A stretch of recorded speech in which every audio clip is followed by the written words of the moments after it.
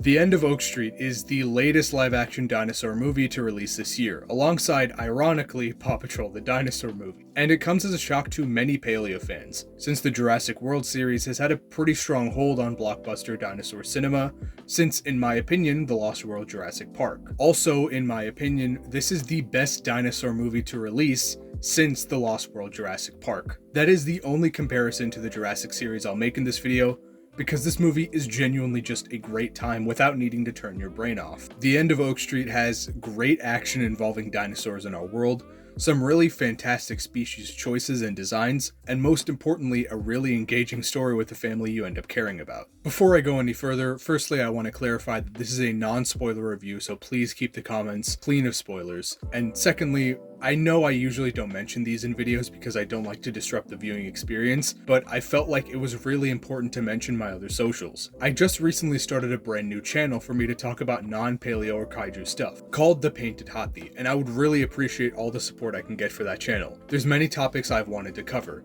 and I've simply just never been able to with how focused this channel is. This is a chance for me to pursue what I want more often, and I'm so grateful for all the help. Additionally, I feel like it's worth mentioning that I also have a Discord that I'd like to be more active, and an Instagram where I post a lot of important stuff. So if you want to personally interact or see more, please consider checking those out. The basic premise of The End of Oak Street is centered around the Platt family, living in the suburban neighborhood of, well, Oak Street in the 80s, when it's randomly transported to the Mesozoic, I'm guessing the Jurassic period. The family, upon discovering this, then has to deal with all the chaos that ensues from being thrown back into prehistory. This is a very unique premise to justify why humans, especially in a modern context, would be interacting with prehistoric animals. But I honestly believe the film uses it really well, and it works for what it's trying to do. It also ends up providing a pretty good excuse for why animals of all kinds are coexisting, because while there are many species that lived in the Jurassic here, there are also many that did. To cut directly to the main thing people will be asking about,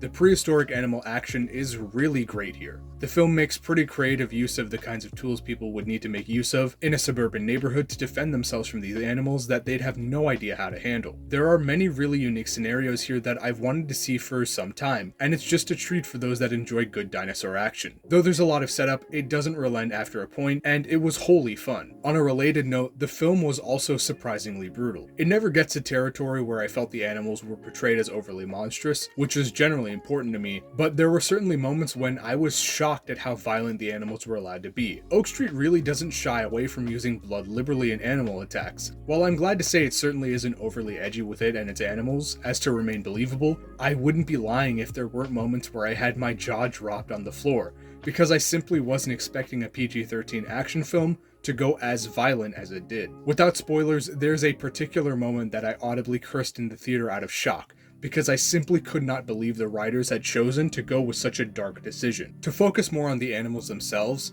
while I try not to care about accuracy, I do appreciate how much effort the movie does put into making its dinosaurs relatively accurate and within the bounds of modern science. I don't necessarily love every design, but there are far more here that I do like than don't, and considering other films like 65, I was really surprised by that. Surprisingly, it seems most of the dinosaurs and pterosaurs are actually feathered, and I really like that the movie committed to this decision and properly showcased this aspect of archosaurs that mainstream movies seem to shy away from. It properly acknowledges and takes advantage of the fact that feathered dinosaurs can be scary in an animalistic way. In fact, this might be the first time in a blockbuster that a species is feathered when it likely wouldn't be, as is example with the sauropods. I'm not necessarily even complaining, as I'd much rather the overcorrection than the undercorrection. The way these animals behave is also really well done, and it never dips into territory of being generic movie monsters or kaiju-esque. A small touch that you notice throughout the movie is that when the predators are attempting to ambush or sneak up on people, they don't frequently roar, as is commonly depicted in non-documentary media. This is how they'd likely behave in real life, so as to not spook their prey before being able to capture them, and it makes them feel as naturalistic as possible. There are a variety of unique behaviors in here that I've never seen in a movie,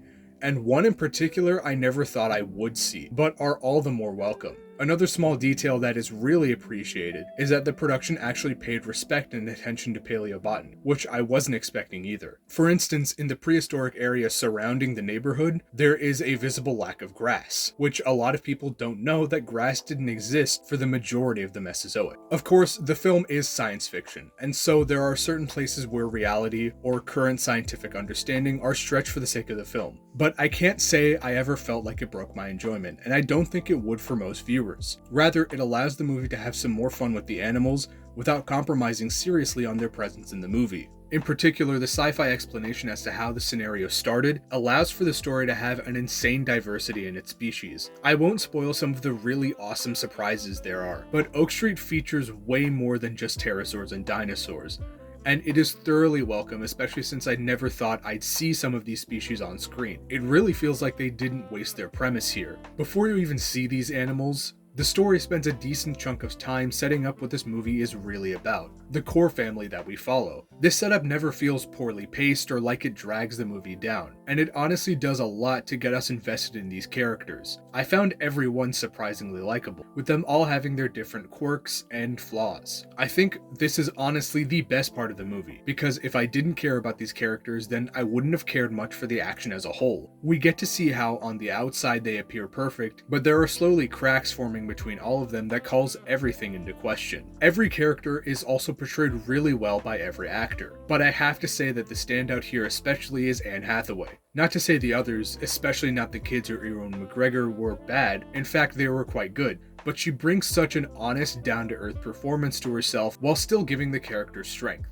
to have some truly badass moments, and that deserves a lot of praise. Everyone does such a great job at convincing you to care about this family and root for them all to be together in the end. I truly believe that this is what makes the movie work as a whole, what makes it a success. We want to see these characters make it out alive, instead of just wanting us to skip to the next action scene. Both myself and my friend that I saw it with were genuinely concerned about this family. This movie has a really out there premise that pushes the most confusing concepts in science fiction with action that is only possible with a scenario one could never imagine happening in real life, and yet it keeps itself focused and grounded using its characters. You come to care about every one of the protagonists, even the kids, and especially for a movie with a completely original premise and a relatively short runtime, it accomplishes this quite efficiently. At its very heart, The End of Oak Street is about how a family that truly loves each other perseveres and finds themselves closer than ever when put through circumstances that could break everything. As a whole, this film is a focused movie that accomplishes what it sets out to do in a really fun way. Its plot facilitates tons of thrills and fun action set pieces without compromising on the movie's believability or character writing. It takes risks and goes to brutal places in a manner that remains appropriate to what its story is about, and uses these moments to make you more invested in its core themes about these characters. The End of Oak Street is a true success in dinosaur filmmaking, and I really hope a lot of people watch this movie, because I think it's important that we get more dinosaur movies like this that are willing to push the barrel, and most of all, it's a great way to end out the summer movie season.